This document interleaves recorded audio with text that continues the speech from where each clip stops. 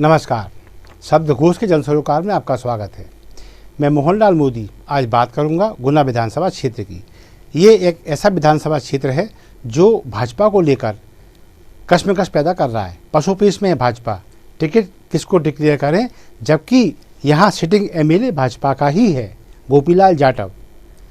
एक लंबी पारी खेलने वाली इस पार्टी में और लंबे समय तक विधायक बने रहने वाले गोपीलाल इस बार नेगेटिव जा रहे हैं। रेटिंग खराब है, आशंका है पार्टी को टिकट दिया तो हार जाएंगे। लिहाजा अब पार्टी पन्नालाल साक्य पे दांव लगाती प्रतीत हो रही है। जो अधिकांश जो खबरें छनकर आ रही हैं वो यही है कि पन्नालाल साक्य के नाम पर विचार चल रहा है। लेकिन दुर्भाग्यपूर्ण स्थिति ये है कि पन्नालाल साक्य को भी एमएलए रहते ही टिकट से वंचित किया गया था। कारण ये कि जब ये जीत कर आए तो ये आम आदमी की अपेक्षाओं पर खड़े नहीं उतरे।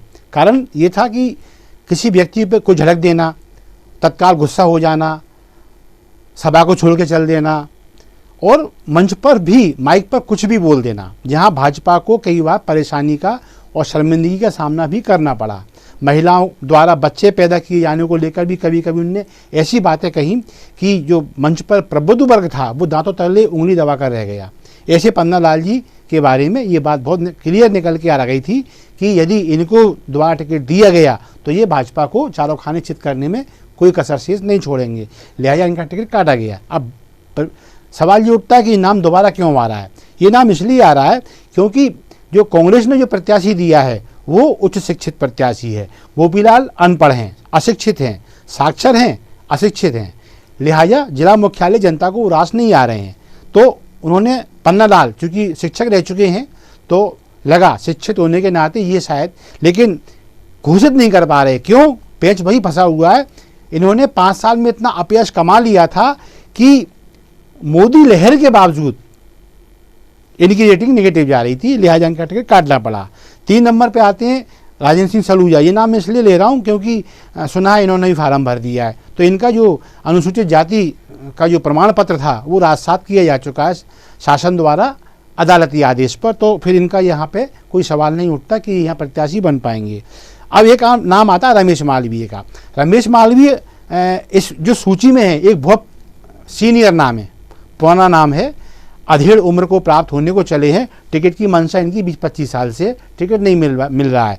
लेकिन रमेश मालवीय को लेकर शायद भाजपा में कुछ कहते हैं ना विकल्प के रूप में बहुत तीसरी पायदान पर कोई विचार हो जाए, शायद वो स्थिति में अभी रमेश मालवीय हैं। तो रमेश मालवीय को लेके लेकिन एक बड़ा पॉजिटिव पक्ष जो मैंने गुना के लोगों से सुना और मैंने प्रत्यक्ष भी देखा है ये कि रमेश मालवीय ही वो शख्स है जो नकली अनुसूचित जाति के प्रमाण पत्र को लेकर अदालत में लंबी लड़ाई लड़े पार्टी में रहते हुए। क्योंकि राजेंद्र सिंह सलूजा फर्जी प्रमाण पत्र बनवा कर ले आए थे। अब फर्जी कहने में कोई दिक्कत नहीं है क्योंकि अदालत मान चुकी है और प्रमाण पत्र राजसात किया गया है। तो उसको लेकर इन्होंने लंबी लड़ाई लड़ी और ये कहना चाहिए एक अनुसूचित जाति वर्ग में, एक आरक्षित वर्ग में, चाहे वो ओबीसी हो, एससी हो, एसटी हो, ये चीज़ उन्होंने पहुंचा दी थी कि यदि ऐसे नकली अनुसूचित जाति के लोग बनकर ये लोग जो नाजायज हमारा फ़ायदा उठाते रहेंगे तो फिर हमारा उत्थान कब होगा? जब तक हमारे लोग विधानसभा में नहीं पहुंचेंगे। तो ये लड़ाई रमेश मालवीय में लड़ी, सालों तक लड़ी, अपना पैसा लगा के लड़ी। और सबसे बड़ी बात ये है कि जब इनका धैर्य जवाब दे गया, सालों बीत गए, अदालत तारीख पे तारीख, तो इनके मुंह से कोई शब्द ऐसे निकल गए जिससे न्यायपालिका आहत हो गई और इन्हें 23 दिन सेंट्रल जेल में बंद रहना पड़ा। ये फरियादी थे, बस अदालत को लगा कि इन्होंने ज़्यादा बोलकर हमारी अवमानना कर दी है, तो वो अनुसूचित जाति प्रमाण पत्र को रद्द कराने की लड़ाई में 23 दिन जेल में रहना पड़ा रमेश मालवीय को। और इस गिरफ्तारी को लेकर अनुसूचित जाति वर्ग में काफ़ी कहना चाहिए आक्रोश भी था। और मज़े की बात यह है कि जब ये बाहर निकले कुछ दिन बाद सही, कुछ साल बाद सही, आखिर सही यही सिद्ध हुए कि हाँ, राजेंद्र सिंह सलूजा का प्रमाण पत्र नकली था, राजसात हुआ। दुर्भाग्य बाहरी न्याय प्रणाली के फरियादी को जेल जाना पड़ा सिर्फ इसलिए कि उसका धैर्य जवाब दे गया और उसने कोई ऐसी टिप्पणी कर दी जो उसको न्यायालय के प्रति नहीं करना चाहिए थी। खैर, एक नाम कमरलाल परसौलिया, ये भी नाम नया नहीं है, नाम पुराना है। शायद रमेश मालवीय के समकक्ष ही हो, और आप कई बार पार्षद ही लड़ चुके हैं, भाजपा के नेता हैं पुराने, पोलिंग एजेंट, ऐसे काम भी उन्होंने संभाले हैं और अनुकूल परिणाम देने में अपने क्षेत्र से सफल रहे हैं। इनको भी टिकट की दावेदारी 20-25 सालों से है, लेकिन गोपीलाल जाटव से अनुबंध के कारण ये हमेशा बैकफुट पर ज़्यादा दिखाई दिए हैं। नारायण पंत भाजपा के ये भी पुराने नेता हैं और दावेदारी कर रहे हैं और सुनने में आया इन सब ने फार्म भर दिए हैं इस प्रत्याशा में कि टिकट मिल जाएगा तो फार्म भरने में कोई कानूनी अड़चन नहीं आएगी। अब सवाल ये उठता है कि इनके अलावा भी कुछ नाम है क्या? तो नाम है, इसमें एक नाम आ रहा है नीरज निगम। नीरज निगम ऑलरेडी एक चुनाव लड़ चुके हैं गुना का विधानसभा का और हार चुके हैं, और एक ओपी नरवरिया, ये नया नाम है विधानसभा चुनाव के लिए। ये दोनों नाम सिंधिया जी खेमे से हैं। अब इनको टिकट यदि देते हैं तो गुना में थोड़ा सा बैलेंस बिगड़ता है, क्योंकि ये मैंने पहले ही भी कहा था, गोपीलाल नेगेटिव जा रहे हैं और बमोरी में महेंद्र सिंह सिसोदिया नेगेटिव जा रहे हैं। तो विकल्प क्या तलाशे जा रहे थे कि महेंद्र सिंह को चेंज करके संगठन का आदमी, चूंकि महेंद्र सिंह सिंधिया जी खेमे से हैं, वहाँ संगठन का आदमी सेट करके वो सीट निकाल ली जाए और यहाँ गोपीलाल जी को हटा के सिंधिया का आदमी सेट कर दिया जाए। संभव है वह नीरज सेट होते, क्योंकि प्रायोरिटी नीरज चल रहे थे। चुनाव तो हारे हैं ये, लेकिन अभी हाल ही में इन्हें अपने माता पिता को जिला पंचायत चुनाव में जिताया है, यानी 2 बार बड़े वार्ड होती है जिला पंचायत के, और माता पिता को जिता सकते हैं, तो फिर इसमें ये बड़ी बात है।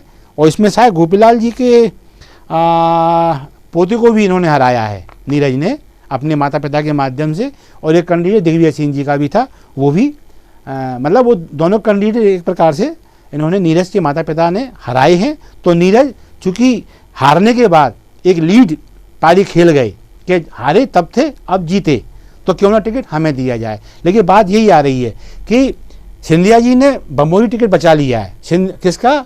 महेंद्र सिंह सिसोदिया का। अब जब वहाँ बचा लिया है तो अब यहाँ पे सिंधिया के व्यक्ति को टिकट देना बड़ा मुश्किल हो गया है कि दोनों जगह सिंधिया के व्यक्ति आते हैं, तो भाजपा संगठन में फिर रोष फैलना स्वाभाविक है। हो सकता है कि यहाँ गुना में एक बड़ा बवंडर खड़ा हो जाए। तो बस बात यही है कि गोपीलाल जी की रेटिंग खराब, कांग्रेस का जो व्यक्ति आया सामने, वो ऐसा नहीं है वहाँ भी विरोध नहीं है, कांग्रेस में ही विरोध है, पंकज को लेकर जबरदस्त विरोध है। पंकज को लेकर जयवर्धन सिंह का घेराव हो चुका है, दिग्विजय सिंह जी का घेराव हो चुका है, और ये कहा गया है कि बहुत जल्दी अनुग्रहित किया गया है। अभी एक से एक सीनियर लोग पड़े हुए थे, हाई एजुकेशन वाले लोग थे, लेकिन पता नहीं क्यों जो मेहरबान सिंह धाकड़ जिलाध्यक्ष हैं, उनकी अनुशंसना के चलते ये टिकट फाइनल हो गया है, और दिग्विजय सिंह जी की इसमें पूरी भूमिका रही है। तो इस लिहाज से वहाँ भी विरोध है, लेकिन यहाँ ज़्यादा है, क्योंकि वो तो क्लियर कर चुके हैं अपना, और चूंकि विरोध शांत हो गया है तो ऐसा लगता है कि अब उस तरफ से पंकज ही फाइट करेंगे। लेकिन यहाँ अभी स्थिति बहुत क्लियर नहीं है। जिस नाम पे विचार हो रहा है ये नाम भी नेगेटिव है, क्योंकि यदि पन्ना लाल के जैसा कि छन के आ रहा है ये डिक्लेयर होते हैं तो फिर ये जनता मान रही है कि इनका नाम घोषित करके अब भाजपा कांग्रेस को वॉकओवर देने जा रही है। बाकी ये पार्टी का विषय है कि वो किसको टिकट देती है। कांग्रेस अपना डिक्लेयर कर चुकी है, उनका चुनाव प्रचार प्रत्याशी ने पंकज कनेरिया ने प्रारंभ कर दिया है। भाजपा आस लगाए बैठी है कि ये टिकट डिक्लेयर हो जाए तो फिर यहाँ का प्रत्याशी अपना चुनाव प्रचार शुरू करे। और लेकिन पार्टी को चिंता इस बात की है कि ऐसा ना हो कि चुनाव कहीं उस अंधेरी गली में चला जाए जहाँ पर फिर आशंकाओं के सिवाय कुछ शेष नहीं रह जाता। तो अब ठीक है, कुछ समय शेष है, बहुत ज़्यादा समय नहीं है। हो सकता है जब आप ये बुलेटिन सुन रहे हों तब तक ये टिकट क्लियर भी हो जाएं, क्योंकि अब विचार विमर्श बिल्कुल अंतिम चरण में है। और ठीक है, तब तक सभी को शुभकामनाएं।